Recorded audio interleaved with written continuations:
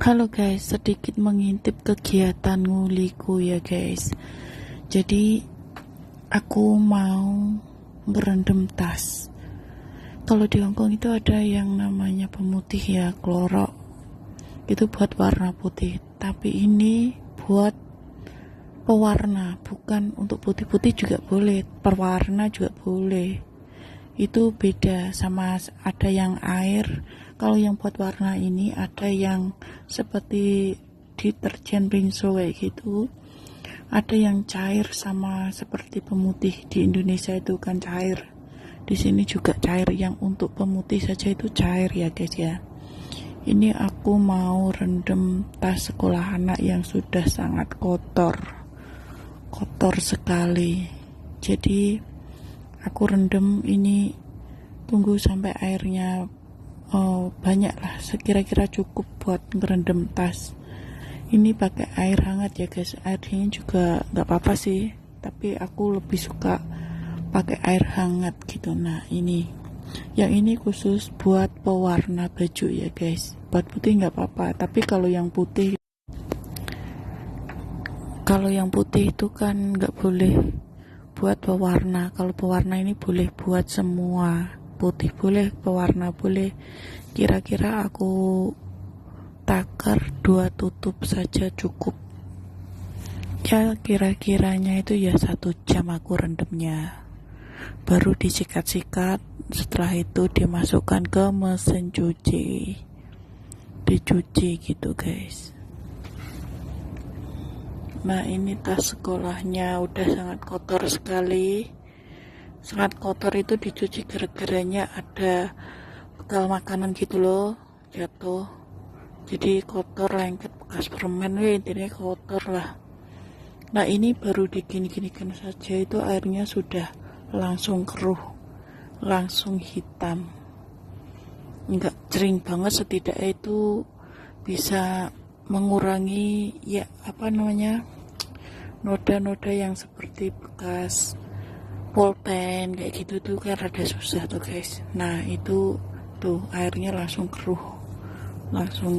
banget. Sambil ngerendam baju dan sambil mau keramas ya guys ya. Jadi kalau di Hongkong ini ya, mandinya itu sehari 1 kali ya guys ya. Jarang mandi sehari 2 kali. Karena ya udah tradisi di sini seperti itu, karena air mahal. Di samping air mahal, gimana kita bisa menghemat air? Nah mandinya itu 1 kali setiap mau tidur. Enggak majikan, kebanyakan seperti itu. Kalau majikan 2 kali 3 kali enggak masalah, tapi pada umumnya itu mandinya 1 kali saja setiap mau tidur guys.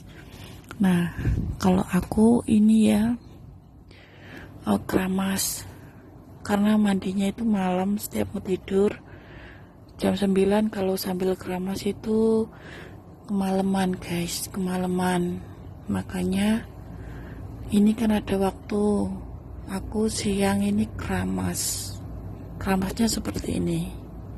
Ini yang ngajarin justru nenek, ibunya bu bosku itu kayak gini. Kalau keramas itu siang tapi nggak mandi, nanti malamnya tinggal mandi kayak gitu guys. Kalau keramas sambil mandi itu terlalu malam, karena kalau selesai kerja ya kan orang nggak sama ya guys kerjanya. Ada yang jam 10 baru mandi. Kalau sambil keramas apa nggak kemalaman. Nggak semua majikan itu ngasih hair dryer buat pengering rambut. Kalau majikanku kan boleh, aku pakai pengering rambut, itu boleh, diperbolehkan guys. Dari awal aku datang, majikanku udah ngomong, kalau kamu selesai keramas, kamu boleh memakai hair dryer ini untuk mengeringkan rambut. Kalau nggak disuruh jangan ya guys ya. Terus cuci baju juga nggak semua majikan ngizinin pakai mesin cuci. Kalau buat majikan sih mesin cuci kebanyakan, jarang ya yang di Hongkong ini cuci baju pakai tangan. Soalnya kondisinya jemur baju itu di dalam, kalau nggak pakai mesin cuci itu netes-netes, kecuali jaga nenek hanya satu orang itu kucek pakai tangan. Terus kalau masih netes-netes dihanger di kamar mandi, nanti kalau udah nggak netes baru diangin-anginkan deket jendela. Kalau di Hongkong ini jemurnya rumahnya juga kecil, sama kayak di Singapura ya. Kalau di Singapura itu pakai bambu, terus repot banget, harus miring pakai bambu, apalagi kalau jemur spray.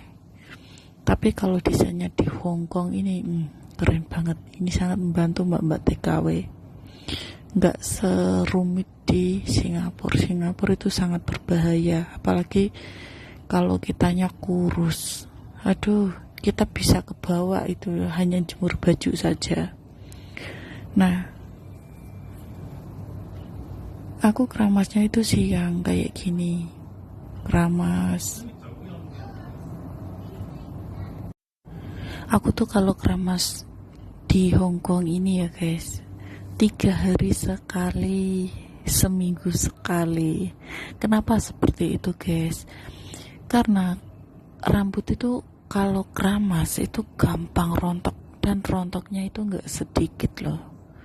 Nggak cuman aku aja ya, banyak teman-teman yang ngalami kalau selesai keramas itu rambutnya pada rontok, dan rontoknya itu tidak sedikit, bukan karena banyak pikiran, karena ini stres ya, itu juga bisa, tapi lebih ke airnya ya guys ya. Airnya ini nggak cuman aku aja yang rontok ya, anak yang masih kecil juga rambutnya rontok. Ini airnya ini kan dari air laut yang disaring-saring diberi obat. Nah dari situlah bikin rambut itu mudah rontok. Jadi aku tuh kalau keramas, kalau belum bau banget nggak keramas ya nggak bau guys. Soalnya walaupun seminggu sekali aku jarang keluar rumah, maksudnya keluar rumah nggak kerja berat gitu, cuma antar jemput sekolah. Aku juga nggak gampang keringetan, maksudnya keringetku tuh nggak bau, jadi aku seminggu sekali keramas. Karena aku pakai conditioner jadi kayak lepek gitu loh, aku sering ditegur lepek, rambutnya itu lepek kalau nggak keramas itu. Nah aku seminggu sekali keramas guys. Eman banget kalau setiap hari keramas, 2 hari keramas itu rontoknya banyak banget. Sisiran aja banyak yang rontok, apalagi kayak gini. Aku udah coba gonta ganti sampo ya, dari yang murah, yang mahal ya, agak mending lah, tapi lebih mending lagi kalau tidak terlalu sering keramas. Misalnya kalau sisiran itu rontok ya kalau sisiran, tapi tidak sebanyak waktu selesai keramas. Ini rontoknya ya Allah banyak banget. Ini aku lagi ngeringin rambut, udah selesai keramas, tinggal mengeringkan rambut saja ya. Jadi kalau keramas itu kita menyesuaikan lah. Kita harus memahami kalau di Hongkong itu mandinya sehari sekali, setiap selesai kerja malam baru mandi, tidur besoknya pagi cuci muka, gosok gigi. Cuci mukanya itu pakai handuk kecil. Semua satu keluarga ini punya yang namanya handuk kecil. Nah handuk kecil ini spesial untuk raup, bukan pakai handuk besar ya kalau cuci. Nah ini seperti ini guys, rontoknya ini masih mending ya, nggak terlalu banyak, udah berkurang.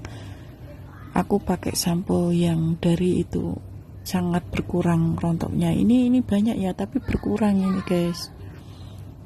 Nggak eman-eman setiap rontok segitu, eman-eman banget. See you guys, jangan lupa like, comment.